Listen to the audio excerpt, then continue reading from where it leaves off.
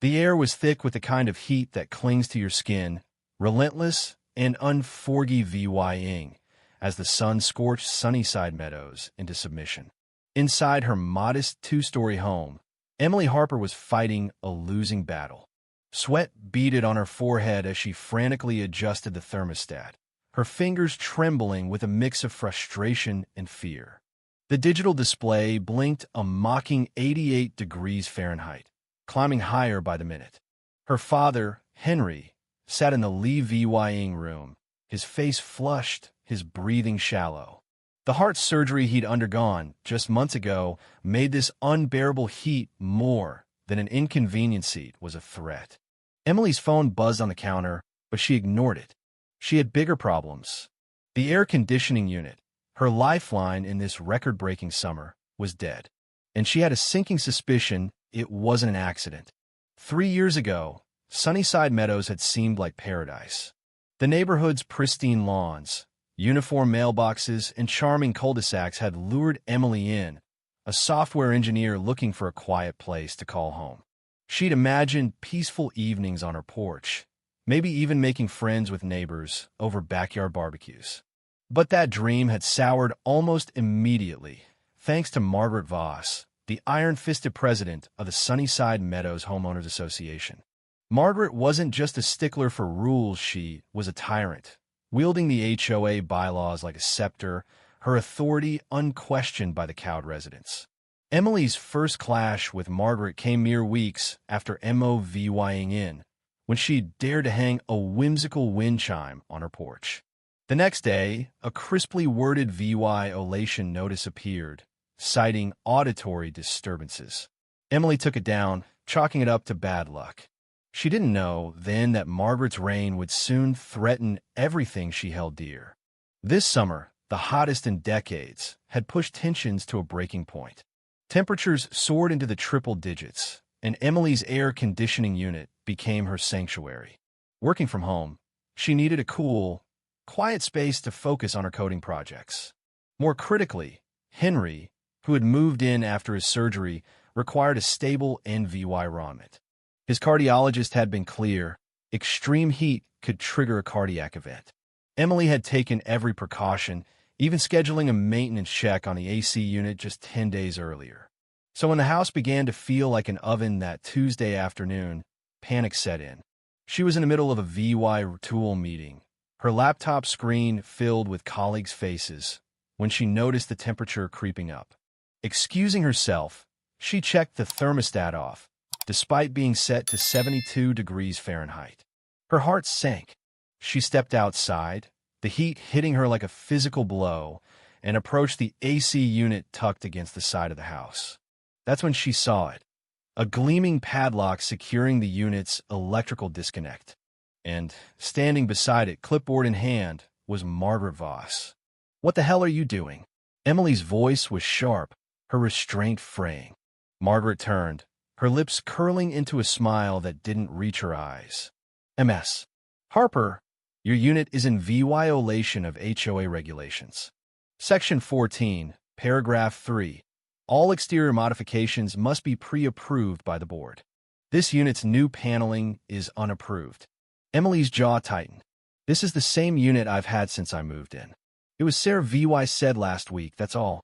No modifications." "Well," Margaret said, snapping the padlock shut with a flourish. The technician clearly altered its appearance. "It'll need to be re-VYEU'd at the next board meeting. Until then, it stays off." "Are you serious?"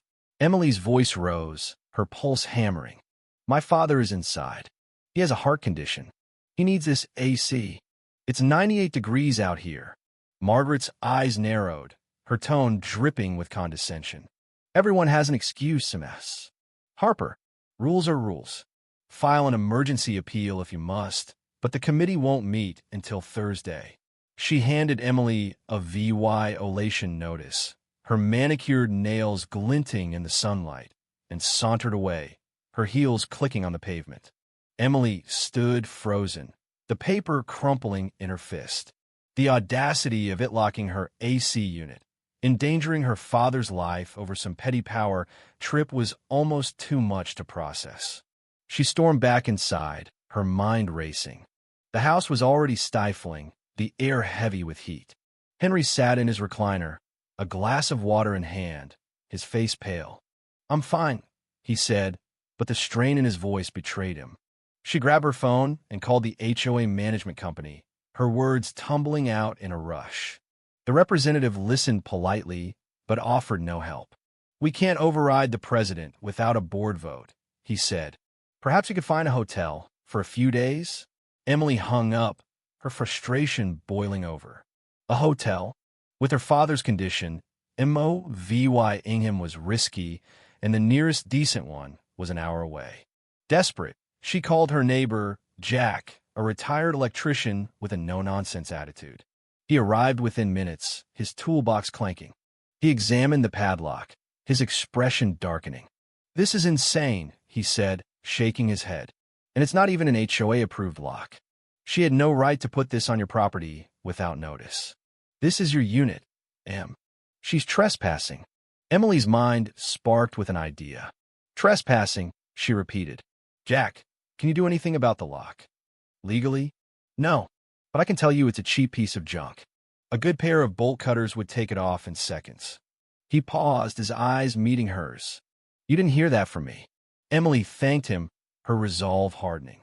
She wasn't going to let Margaret's pettiness put her father's life at risk. That night, she pored over the HOA bylaws, her laptop glowing in the dim, sweltering Levying room. The house was now 86 degrees Fahrenheit, and Henry's discomfort was palpable. She set up fans, draped cool towels over his shoulders, but it wasn't enough. By midnight, she'd uncovered a gold mine.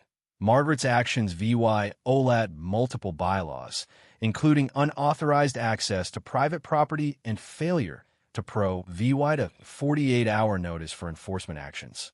Even better, state law classified tampering with essential utilities as a serious offense, especially when it endangered vulnerable residents like Henry. The next morning, Emily sprang into action. She documented everything.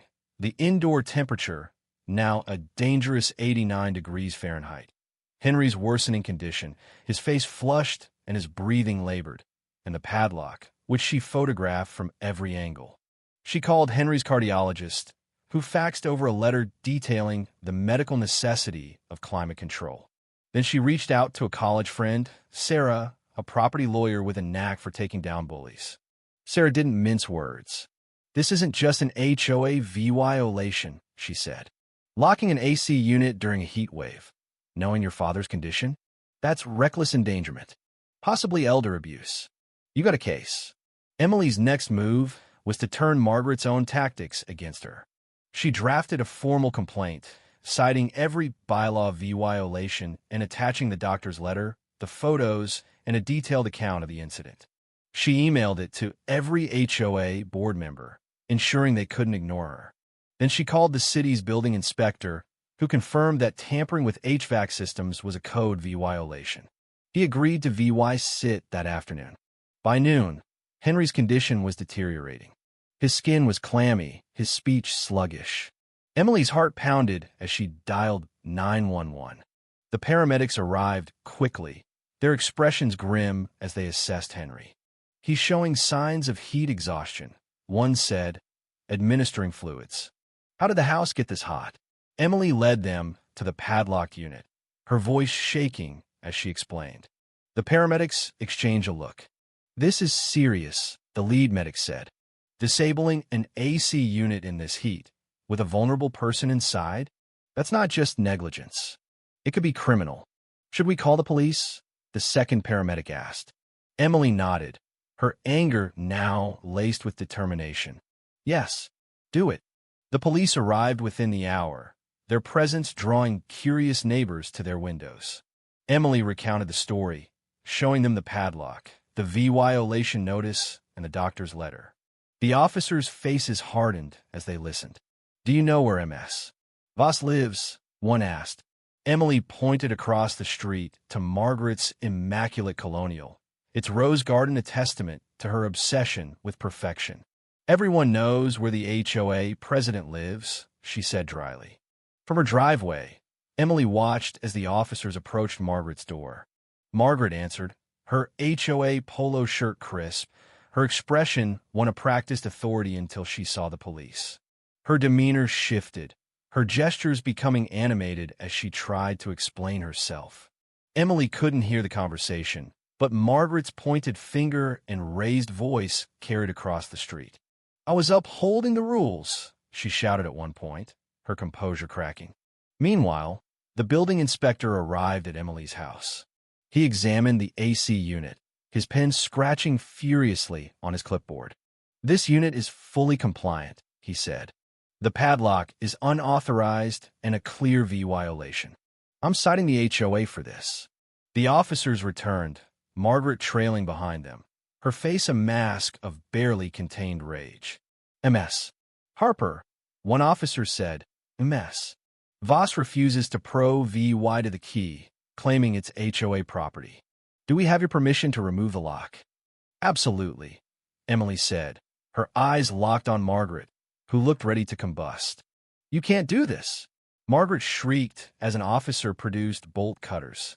"That's HOA property. You're all in violation." The officer's voice was calm but firm.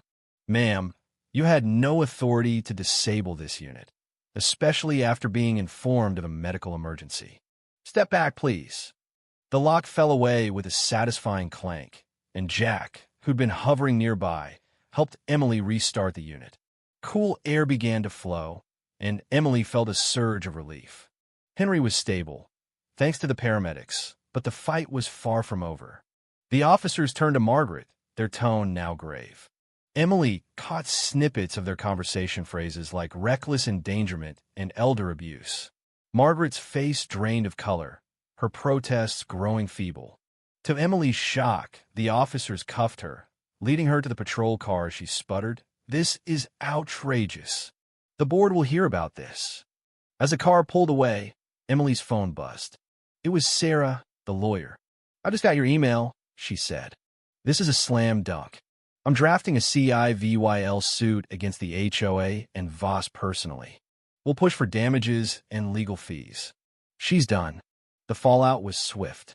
The next day, the HOA's VYC president, a nervous man named Carl, called to apologize profusely. An emergency meeting had stripped Margaret of her position, and new oversight measures were being implemented. The board was horrified, Carl said, and they'd cover any medical expenses for Henry. 3 weeks later, Margaret's case went to court. Emily attended, her heart pounding as she watched Margaret, once the untouchable queen of Sunnyside Meadows, stand before the judge. The EVY Denke was damning. The doctor's letter, the paramedic's report, the building inspector citation, and testimony from neighbors who'd witnessed Margaret's overreach for years. The judge's voice was stern as he delivered the verdict. 1 year of probation, a Dulas 6,000 fine, and 250 hours of community service VYC at a senior care facility. Margaret's face collapsed, her carefully curated image shattered. As Emily left the courtroom, she felt a weight lift. Sunnyside Meadows would never be the same, and neither would she. She'd fought a tyrant and won, not just for herself, but for every neighbor who'd lived under Margaret's thumb. Back home, Henry was recovering, the house cool and quiet. Emily stepped onto her porch, a new wind chime glinting in the breeze. This time, no one dared send a violation notice. If you were the one in this story, how would you react? Would you stand up and fight back, or accept the unreasonable pressure and control from the HOA? Share your thoughts in the comments below. And don't forget to subscribe, like, and share this VY Deo with more people. Your small action gives us the motivation to keep bringing you more intense and engaging stories. Thanks for watching, and we'll see you in the next VY Deo.